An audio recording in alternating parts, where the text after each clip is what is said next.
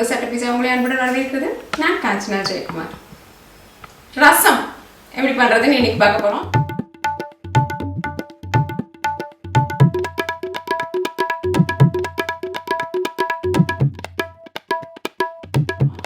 இந்த ரசம் பத்தி ரொம்ப யோசிக்கிறீங்களா? இது ரொம்பவே சுலபமா நம்ம வீட்டுல கல்யாணத்துல ஃபங்க்ஷன்ல எல்லா இடத்துலயும் இருக்குமே அப்படின்ட்டு. ஆமா, இந்த சுலபமான ரசத்தை தான் எப்படி இன்னும் சுலபமா பண்ணலாம், சரியான முறைப்படி பண்ணலாம் அப்படின்றத நம்ம இன்னைக்கு பார்க்க போறோம். இந்த ரசத்துல நிறைய விஷயங்கள் இருக்கு. அதாவது கொதிக்க வைக்கலாமா, கொதிக்க வைக்க கூடாதா, இப்படி நிறைய இன்னமும் போயிட்டே இருக்கு. நம்ம கொதிக்க வைக்கிற முறையே பின்பற்றி ரசத்தை பண்ண போறோம்.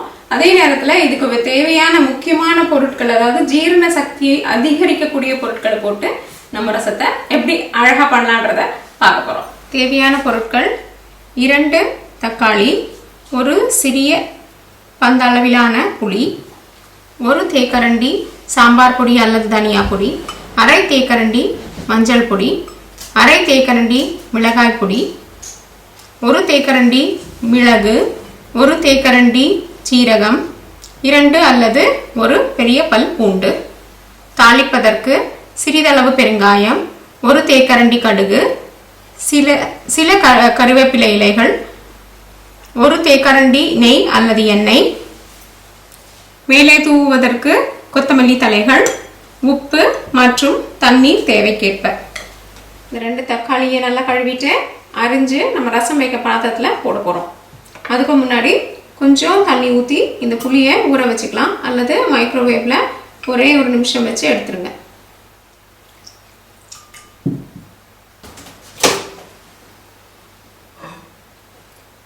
அரிஞ்சு தக்காளியை பாத்திரத்தில் போட்டுக்கலாம்.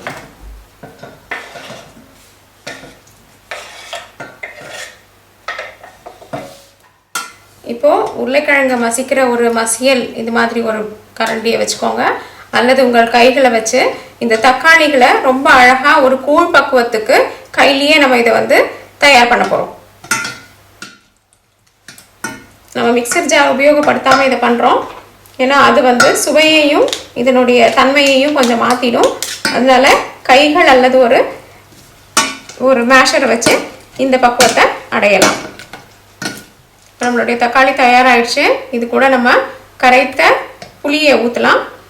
இது நீங்கள் பேஸ்ட் உபயோகப்படுத்துறதா இருந்தால் அதுக்கு ஒரே 1 தேக்கரண்டி புளி பேஸ்ட்டை உபயோகப்படுத்திக்கோங்க.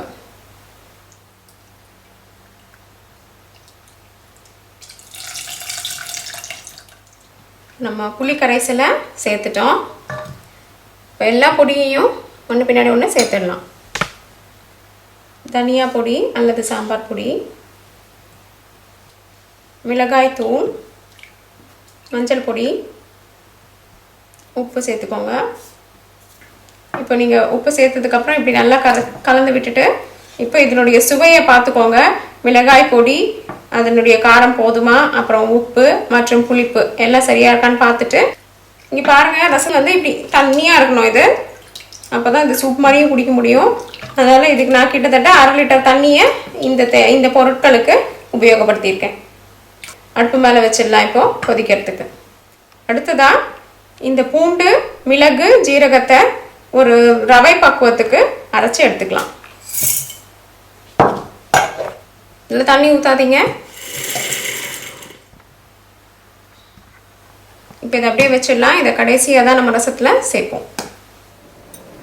பாருங்க, நம்மளுடைய ரசம் சரியாக 10 நிமிஷத்துக்கு கொதிச்சிட்ருக்கு.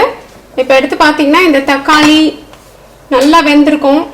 இந்த புளியெல்லாம் நல்லா அதனுடைய பச்சை வாசனை போயிடுச்சு.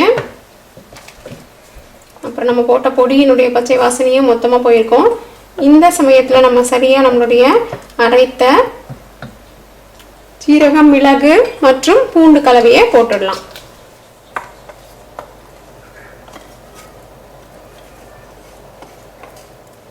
இதுதான் இந்த ரசத்தினுடைய மணத்தையும் சுவையையும் அதிகரித்து கூட்டி கொடுக்க போகுது நம்மளுக்கு. இந்த ஜாரில் சிறிதளவு தண்ணி ஊற்றி இதில் இருக்கிற பொடியை நம்ம ரசத்து கூட கலந்துடலாம்.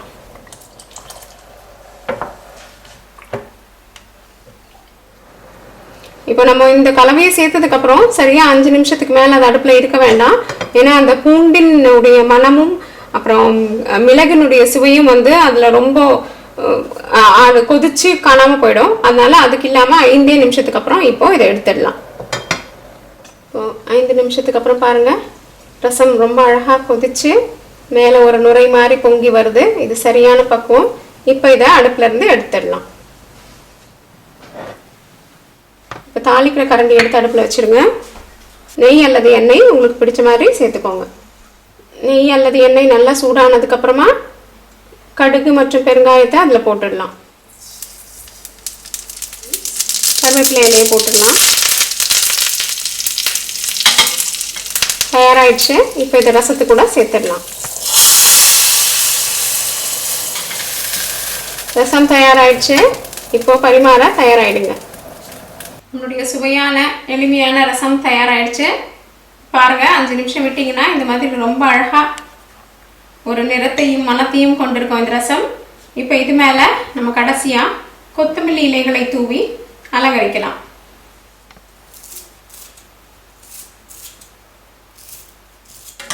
நம்மளுடைய ரசம் தயாராகிடுச்சு.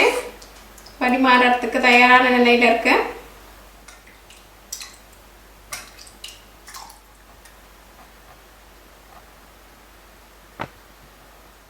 என்ன நண்பர்களே, நம்மளுடைய சுவையான அருமையான ரசம் செய்யறது எப்படின்னு பார்த்தீங்களா?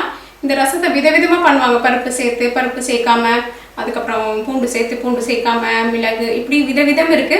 அவ்வளோ விதத்துலேயும் இது ஒரு விதம் அப்படின்றத இதை ஏற்றுக்கிட்டு இந்த ரசத்தை செய்து பார்த்து எங்களுக்கு சொல்லுங்க. தோசை பீட்சா என்றென்றும் உங்கள் நாவிற்கும் வயிற்றிற்கும் நல்லதொரு சுவை. நன்றி, வணக்கம்.